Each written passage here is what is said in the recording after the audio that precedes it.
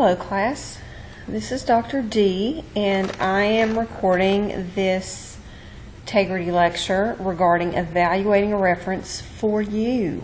So I hope you take advantage of this knowledge and information. It is going to be a brief lecture and I want to start with why you would evaluate references in the first place.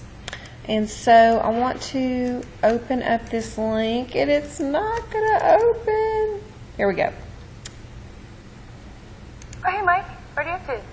Just diagramming this accident with my State Farm Pocket Agent app. You can also get a quote and pay your premium with this thing. I thought State Farm didn't have all those apps. Where'd you hear that? The internet. And you believed it? Yeah. They can't put anything on the internet that isn't true. Where'd you hear that? The internet. Oh, look. There comes my date. I met him on the internet. He's a French model. Bonjour. State Farm, more mobile than ever. Get to a better... So, did you believe Mr. Mann was really a French model?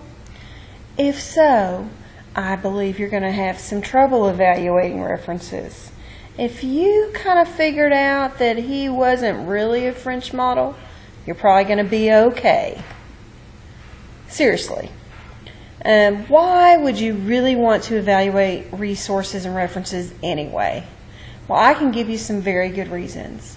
To begin with, professionals use resources wisely, and that particularly applies to social work. We have limited time and effort, and that is one of our resources. So we want to make sure the information we're using is accurate and timely and good. We don't want to use inaccurate information. That is wasting our time and our clients' time. And you have to remember that information is only as good as the reference, as the source of it.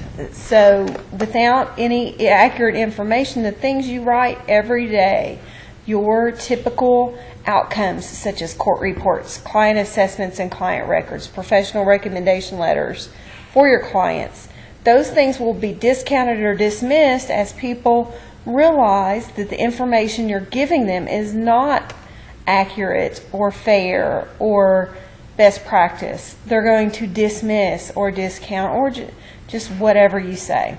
You don't want the clients you serve to suffer because you're not evaluating wisely. You want to make sure that you do evaluate wisely. In this particular module, you've got information on evaluating online resources in the form of the tutorial. It looks longer than it is. It is really brief, but it's specifically referencing websites because I noticed a lot of students have difficulty assessing the appropriateness of a website, so he has an online tutorial that I want you to go through. Also, there's a CRAP test video that gives you an acronym to help you remember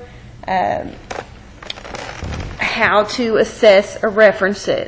CRAP means currency, is it up to date, for example, relevance, does it make sense with what you need it for, is it an accurate piece of information that's going to be useful for you, authority, who wrote this reference, is this person truly an authority on the matter, accuracy, is the reference accurate or does it have false information, and purpose. So that's what CRAP stands for, but I want you to watch the video because it is really good. There's also the criticalthinking.org website, which I'm going to talk about briefly in a minute, and the WKU Social Work Library Resource Guide, which has lots of video tutorials for you on finding appropriate online resources. You can do a full research paper without ever leaving your house. It's up to you to use the resources. So all of this information will help you as you think through how to evaluate a reference. But let me talk a little bit about critical thinking because that website, I show you one web page on there and it may be a little confusing to you. This critical thinking web page that you're going to see holds intellectual standards and elements of thought. Each intellectual standard should be applied to each element of thought. On this web page, as you scroll over, each each element of thought and each intellectual standard, all you have to do is scroll over top of it with your mouse, and it's going to pull up a lot of questions for you to help you understand what each standard and element is. So it'll help you think through that particular standard and that particular element of thought. So let me give you an example. One element of thought is purpose. You should apply the intellectual standard of clarity to the purpose of your assignment as part of your quality evaluation process. If the purpose isn't clear, then you really haven't met that standard.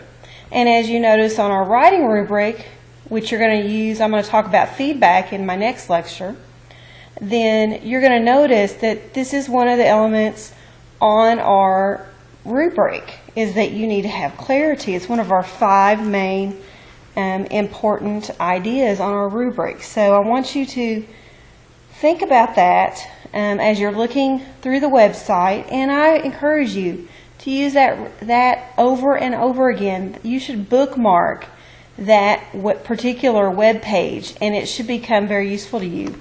Now, if you don't like necessarily going back to a web page over and over, you can get a small pocket guide with each intellectual standard and all the elements of thought in it that you can just carry around or put in your book bag to use on a regular basis. But I highly encourage you to do that, because if you have successfully applied all of the intellectual standards to each element of thought for each assignment, you're going to get an A. If you've successfully done that, you will get an A.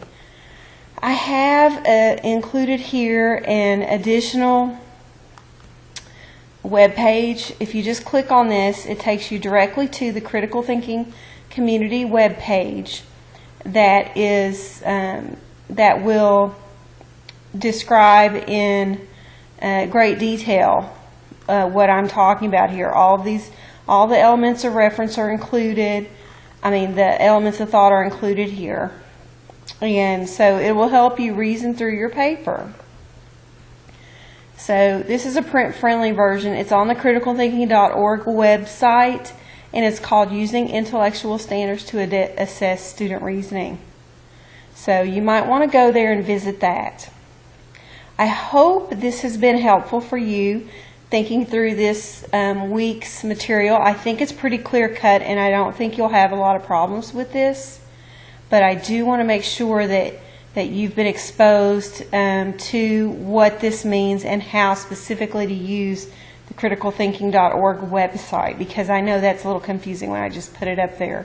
I want you to, but again, you have a note-taking guide that you should be using with each of these different resources to help you use your critical thinking to determine what is most important. And so in this case, I'm just pointing it out to you for this one particular web page because students have been confused in the past. But I do hope that you look through all of these resources, and even everything all together should not take you more than an hour to review. And this is a very important concept. These concepts will help you in all of your classes throughout the master's program. So I hope this has been helpful, and I will see you again soon.